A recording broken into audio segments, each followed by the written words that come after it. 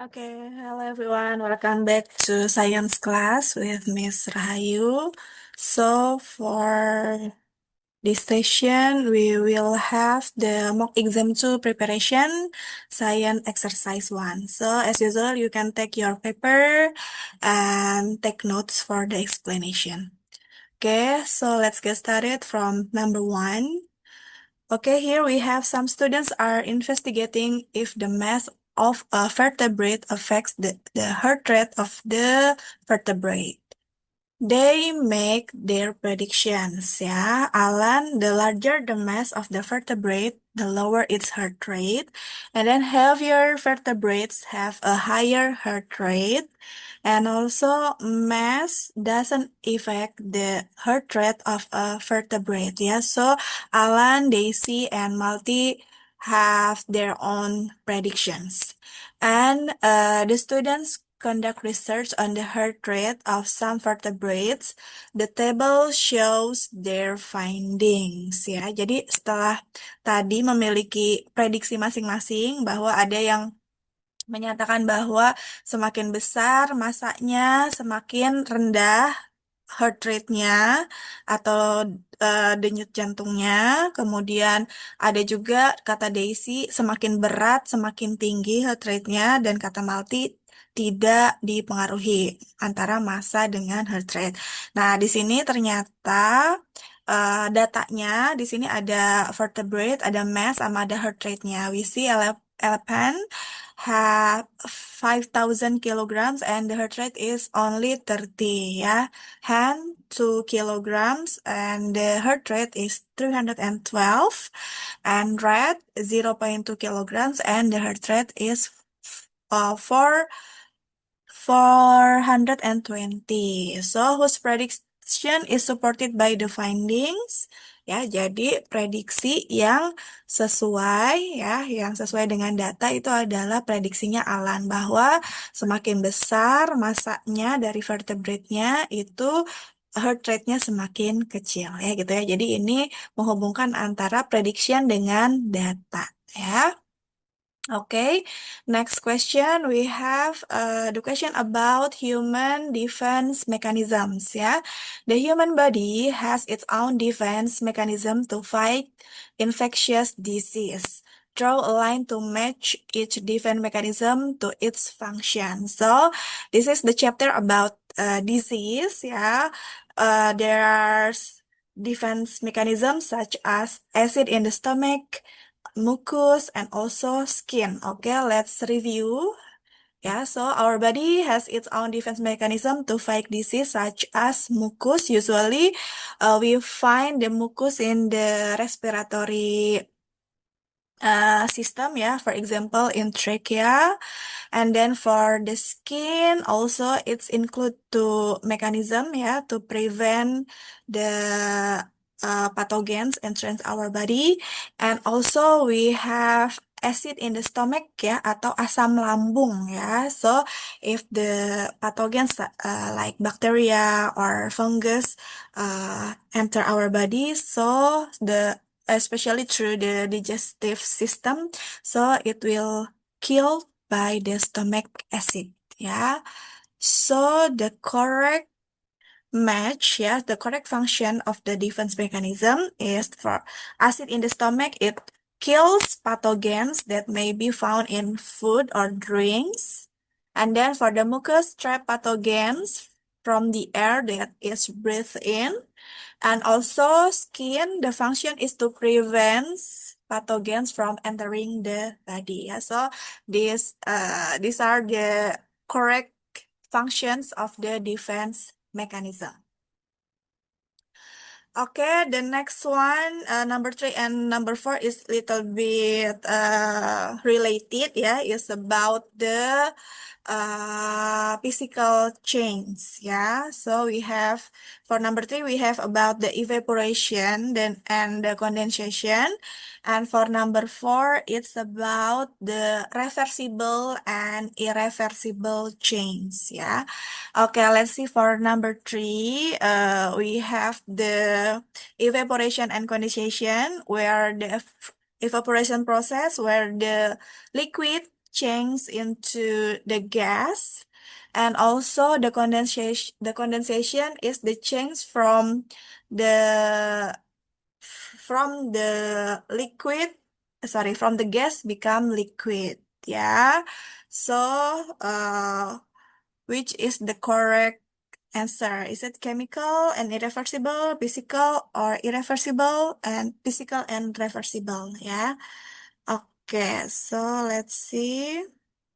Yeah, this is about reversible and irreversible change, where the reversible ini bisa kembali lagi ke bentuk yang awal ya. For example, yang termasuk reversible is states of matter ya. Jadi perubahan wujud dari liquid jadi gas, gas jadi liquid, liquid jadi solid, dan sebaliknya ya. Ataupun pencampuran like solid and liquid, or solid and solid, or soluble solid and liquid ya. Sedangkan kalau irreversible biasanya adalah chemical change ya, like burning, rusting, heating ya, itu termasuknya ke irreversible ya. So we can conclude that for number 3 the process is physical ya, because it's reversible ya. Jadi ini termasuknya the change state of matter, perubahan wujud ya. And then for number 4 ya, di sini yang termasuk reversible is dissolving sugar in water, and also stretching a rubber band ya. Sedangkan yang irreversible yang tidak bisa kembali lagi itu ada boiling an egg and also burning wood ya.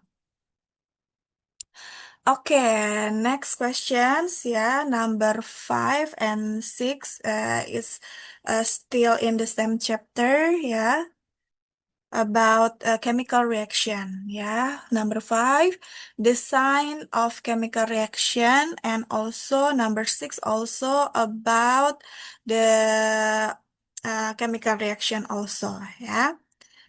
Okay, so let's review about the chemical reaction, ya. Di mana a chemical reaction usually has some evidence atau bukti bahwa chemical reactionnya sudah terjadi, ya. So, evidence that chemical reaction have taken place include, ya, ini sebenarnya sudah pernah kita bahas ya, tapi kita ingat-ingat kembali. So, there are some evidences that show the chemical reaction. Okay, the first is a gas being produced ya. Biasanya like bubbles gitu ya, bubbles form itu juga merupakan salah satu tanda bahwa itu dihasilkan produk ya, berupa gas. And then also a change in color, biasanya warnanya berubah, and also a change in temperature ya. So for number 5 ya, the signs of chemical reactions we can choose change in color and change in temperature ya. Kalau change in shape itu bukan merupakan sign of the chemical reaction. Ya, for number 6 di sini Sue adds a piece of metal to a liquid in a beaker. She makes the following observations. Ya, ini hasil observationnya Sue ya. The beaker becomes warm, bubbles are formed, and also the metal gets smaller. Ya, jadi di sini pertanyaannya, why does the beaker become warm? Ya, hubungannya dengan chemical reaction tadi bahwa terjadi change in temperatur ya, terutama kalau warm berarti temperaturnya increase ya, atau naik, because the temperature increase. And the second, a chemical reaction has occurred. Ya, telah terjadi kan? How can you tell? Ya, jadi hasil dari observasinya mana sih yang merupakan sign bahwa itu telah terjadi chemical reaction ya, seperti yang tadi sudah dibahas, bahwa cirinya itu salah satunya adalah bubbles gitu kan, karena itu kan menunjukkan adanya gas. And also bisa juga dari temperatur ya, yang increase, getting warm, and also the metal gets smaller. It mean it produce a new substance, new product ya, new product is form ya. Jadi teman-teman bisa memilih dari beberapa jawaban tadi ya. Okay, the next one, the next questions are about the soil ya. I think it's like chapter 9 about soil ya. Ini nomor 7 dan nomor 8 ini tentang soil. Okay, for number 7, the top layer of the soil contains a lot of organic matter. What is this organic matter called ya. Jadi materi organik yang ada di tanah itu disebutnya apa sih?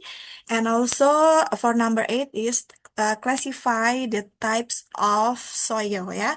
We can classify soil according to the amount of sand, clay, and organic material it contains ya. So you have to complete the sentences according to the types of soil. So let's review again about the types of soil ya. So there are four types of soil: sandy, clay, silty, and also loam soil. For sandy soil, it feels gritty because it contains a large amount of sand. It cannot hold water ya. Jadi yang pertama itu tanah yang berpasir ya teman-teman. Jadi biasanya partikelnya itu besar-besar dan ini tidak bisa menyimpan air ya. Biasanya kurang bagus ya. Kurang bagus untuk menumbuhkan tanaman. Hanya beberapa jenis tanaman aja yang cocok di sandy soil. And then the second one is clay soil ya, tanah tanah liat. Clay soil contains a large amount of very fine clay particles ya. Jadi penyusunnya adalah eh, partikel yang sangat halus ya. It remains wet in rainy seasons but becomes very hard during the dry season ya. Jadi ketika musim hujan itu benar-benar basah ya, sedangkan ketika musim kemarau itu benar-benar kering ya. Ini contohnya clay soil. And then the third is silty soil. Silty soil contains rock particles, minerals, and humus ya. Jadi humus itu adalah organic matter ya. It is fertile and good for growing crops ya. Jadi ini karena mengandung ada rocks-nya, ada mineralsnya, ada humusnya. Ini bagus ya.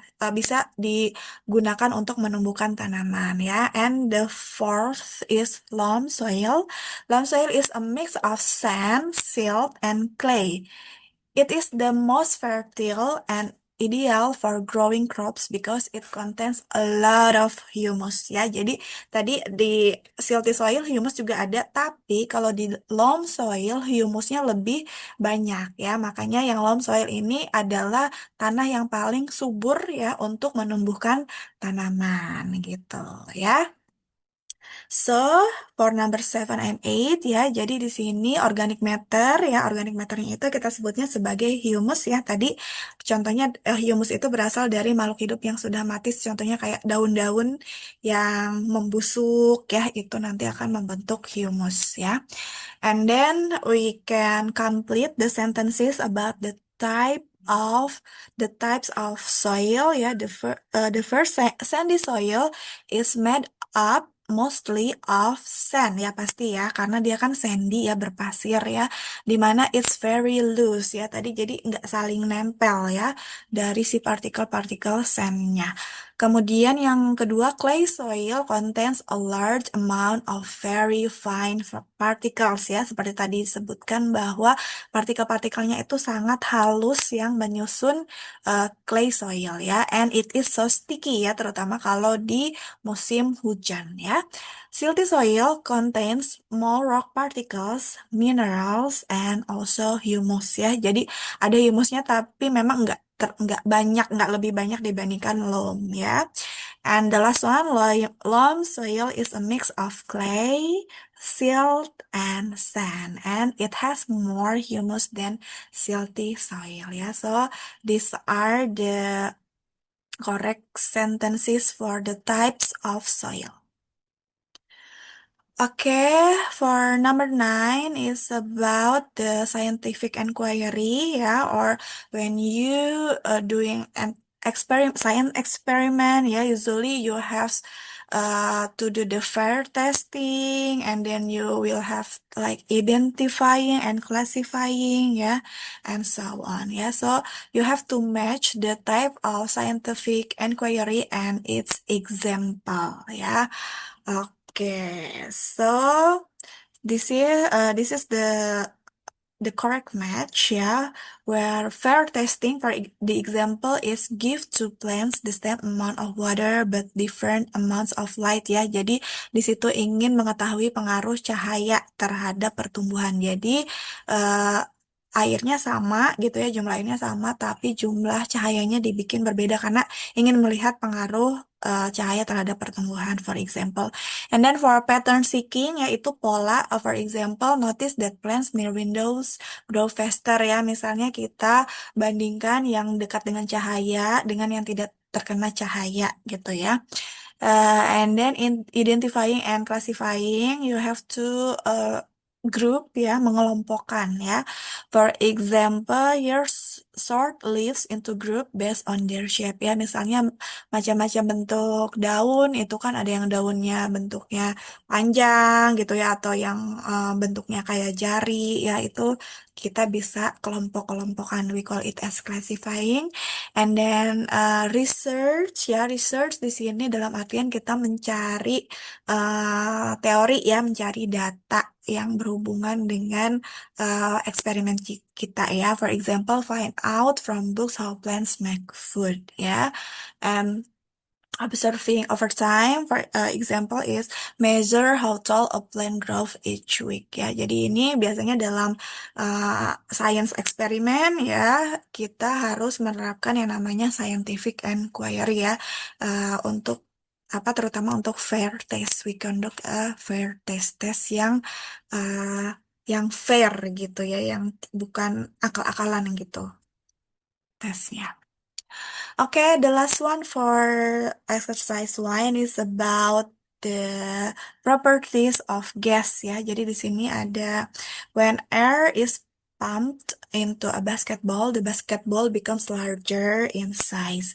Which property of matter does air show ya? Mana ciri-ciri atau karakteristik dimiliki oleh air, udara atau gas ya di sini.